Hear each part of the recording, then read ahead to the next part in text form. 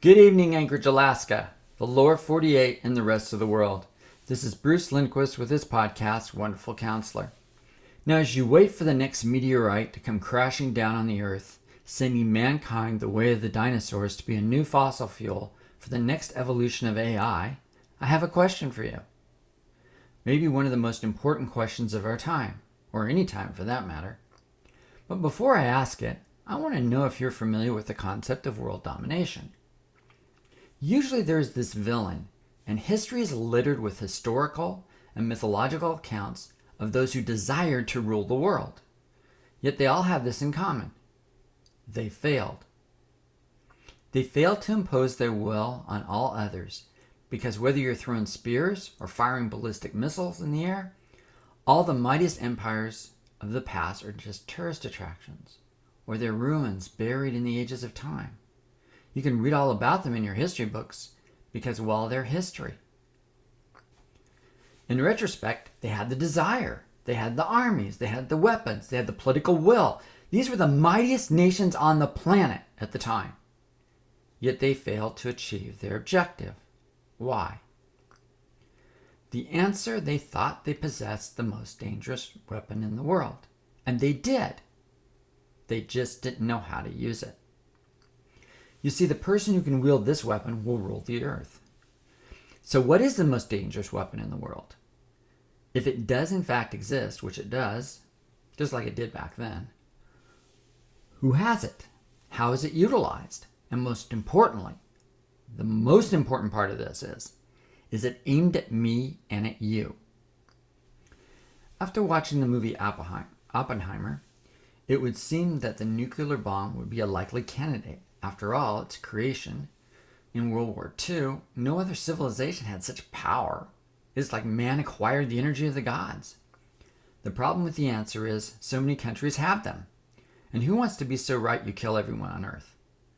I know this may sound a bit redundant, but if you destroy all the people and you did manage to survive, who would you rule? Now, after listening to some scientists and alarmists, global warming would seem to be the next existential threat to humanity. However, if that was true, then it would mean the greatest weapon in the world are farting cows. Enemies to the world are vegetarians, because they're not eating the cows, and the heroes are the carnivores with the guns. Now, I don't know about you and where you land on global warming, but when I was growing up, we went through these drills to go under your desk in case of a nuclear blast, earthquake, volcanic, or some other man-made or natural disaster. But not once was I told to duck and cover for bovine flatulence. So until you shoot a cow, stop using all petroleum products, and strap your butt to a wind turbine, I'm not going to believe you take your ideology very seriously. Now, some of you, given how the pandemic has played out on the world stage, will certainly say it must be that. After all, we were told to hide in our homes. Our very breath could kill our loved ones. Close down the world except those who were magically exempt because they ate the Fachi mushrooms and had a good trip, while millions of us had a bad one. Now, if you listen closely, you can almost make out that song from The Who, "We Won't Be Fooled Again."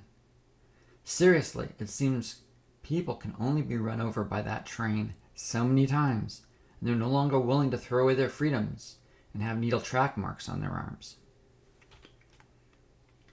Now, since we're told everything is racist these days, maybe that's it. We whose skin is melon, is lighter, just reflect every waking moment of our lives on how much we suck because of what our ancestors may or may not have done.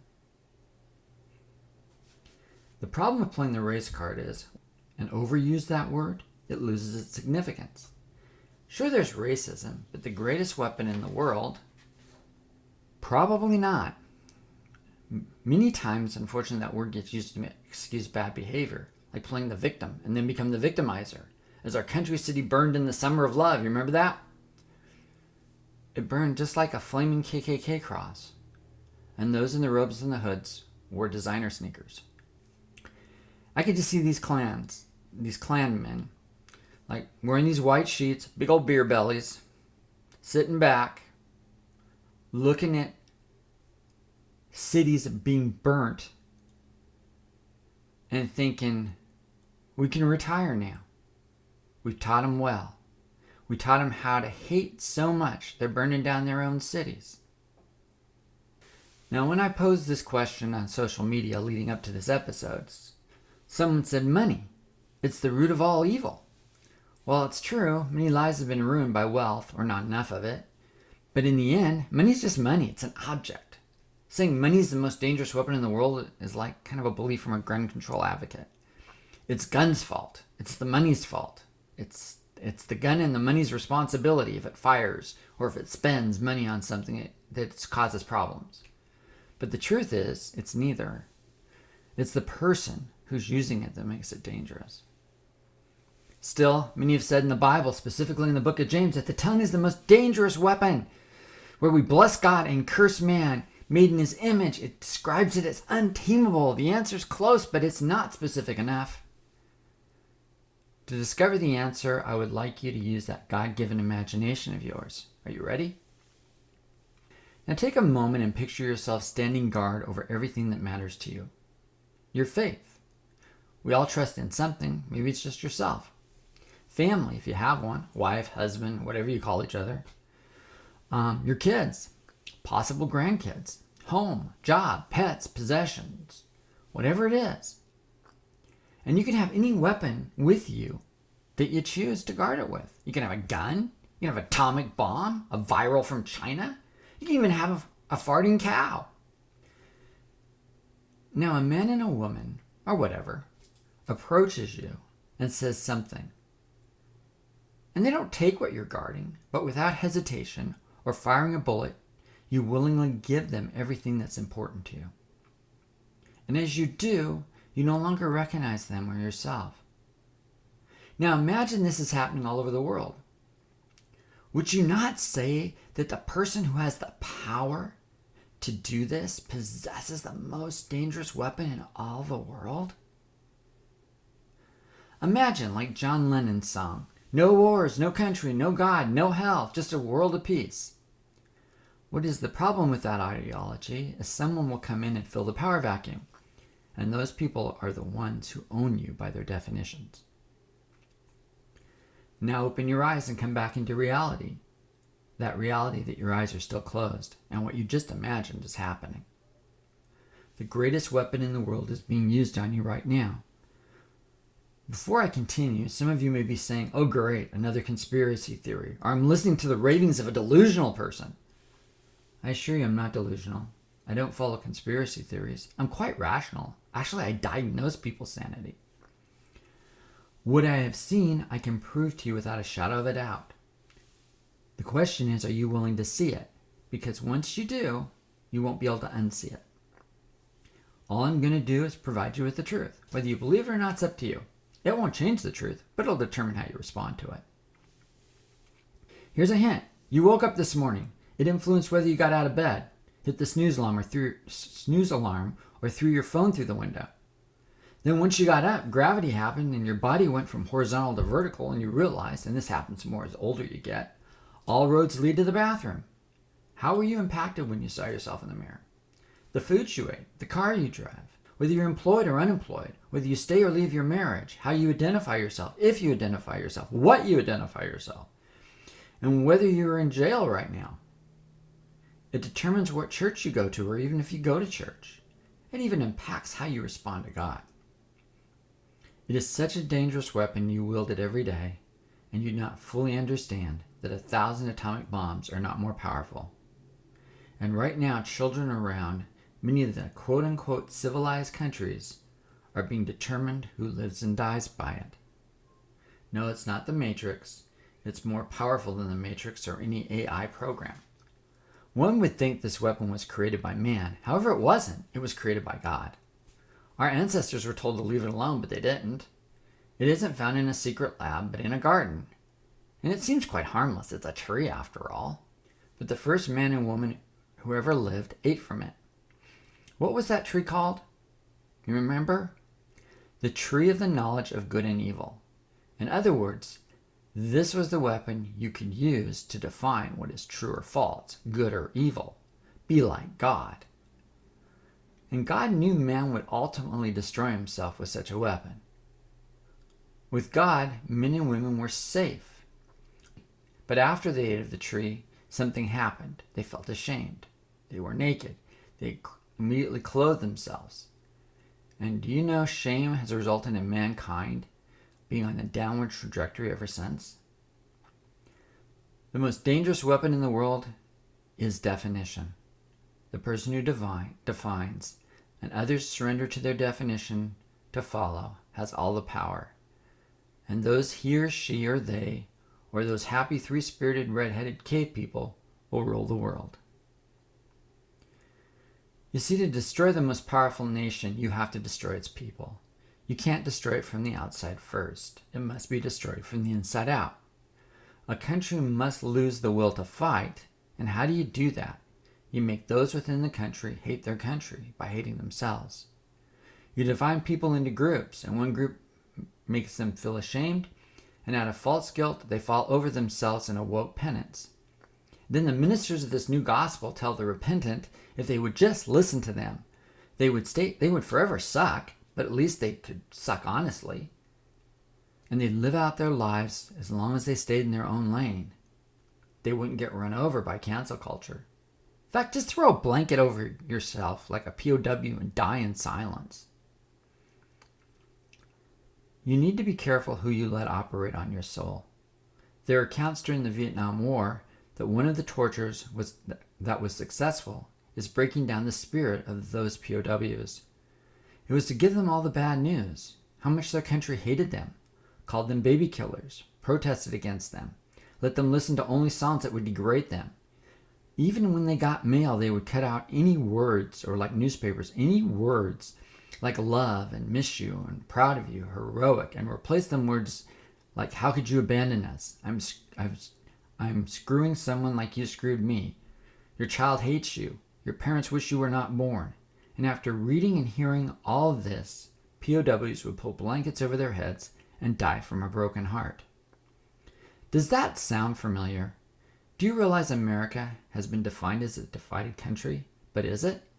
Are we allowing ourselves to be prisoners of the lies like the POWs did? Why is depression, anxiety, drug addiction, crime, sex trafficking, pick something, so prevalent? Because if you believe at the very core you suck, what's left? Why not commit suicide? Why not use drugs and live in a false reality? Why not steal? Why not? It's all bad news anyway. Would you rather put your head in the sand and pretend nothing's happening, or throw a blanket over your head and die? You see, there's an attack on the spirit of America, and still is. When was the last time you heard anything good about America on any networks? You want to know why we have so many homeless, so many drug addicted people, so much crime, so much serve up for sex to anyone who has the biggest bankroll appetite? That people are identifying themselves with anything imaginable on how they feel and are being conditioned? Definitions and the change of words like patriotic means domestic terrorist, from black to oppressed, from white to oppressor, from laws to freedom from laws, from hard work pays off to crime sprees and ransacking stores pays off, from mothers being child bearers and protectors of their children to being redefined as mothers as child destroyers and protectors of their bodies' rights. Change gender means not biological gender, but a fluid process of feeling and experiencing that an unborn child now knows whether they're a boy or a girl, and if they're in the wrong body. That is, of course, if they live, because a baby's definition now excludes being in the womb. How about from government for the people to a government now defined for more government? I could go on for days, but now the evidence is mounting. We're giving away the most valuable things in our lives and allowing others to define us, as long as we accept their beliefs or they'll cancel you. Do you see how the power of definitions works? See, this isn't a conspiracy, it's truth. Look around you, pick something. Any of the major areas of civilization, God defined isn't dead anymore, he's individualized to serve our purpose. Take all the wrongs in our country that has been done in the past and amplify them with a wall of speakers like at a rock concert. Now when people don't know who they are, they will look for other definitions, and that's where the problem lies. So now if you're a foreign country and you want to destroy America, for example, the soil's ready. Send in the drugs. You now have people so disillusioned with lies about who they are and their country, they're begging for relief. The myth has been redefined as truth, and all you have left is lies. Well, this isn't an uplifting episode, Bruce. Thank you. I guess we're just doomed, you might be saying. No, you're not. See, the answer is, who will you allow to define you and your truth? If you're still eating from the tree, good luck. But it's God's plan to save you from yourself and believing all those lies. So if you let God's truth define who you are, you're not going to be struggling to determine if you're a cat or a dog or a boy or a girl. You will let your biology, the way He created you, determine who you are in your gender. If you let God define you, you won't be so focused on the color of your skin. You'll be focused on the fact that you're sacred, made in His image. If you let God define you, life would actually not mean death, but actually bring forth a miracle into this world. If you let God define you, then His truth sets you free and you have real freedom, not a false freedom that's being given. You see, we are in a situation right now where our country is being set up for invasion. And if we're not careful, we're going to be just like that imagination exercise I gave you. Here's America. Come invade us. Fill us with your drugs. Teach us all of these things that go against the way America is and destroy us from the inside out. Teach us to hate our country, so when you do go to invade us, we won't fight. We'll just look to you to give us relief from our misery. Is that the America that you want to live in? And then teach us that we're so divided when the fact of the matter is we're not. The fact of the matter is we're being lied to. I've journeyed with people for 37 years of all races, ethnicities, gender, going through a variety of different problems in their life. And boy, I see some common themes. We all have problems. We all want to love. We all want to live and have the best life we can. We all want our lives to mean something. Those are human values that God put in us. We have to be careful who we allow to do the soul surgery. We have to be careful who we listen to for our truth. I believe that truth is not an ideology, but it's found in a person. And that's Jesus Christ. He is the way, the truth, and the life. Return back and repent and be forgiven. I watch this world and I see a world crying out for a Savior to save it from its shame, to save it from its pride, to save it from not knowing who or what it is. And God has the answers. But God has the definition. Focus on what really matters. And what really matters is there's a God that loves you. And a God who wants to save you from the greatest weapon. That weapon originated from God. Only He is powerful enough to wield it. And if we continue to go this route, then that weapon will destroy us. But there's hope, and that hope is in Jesus. Amen.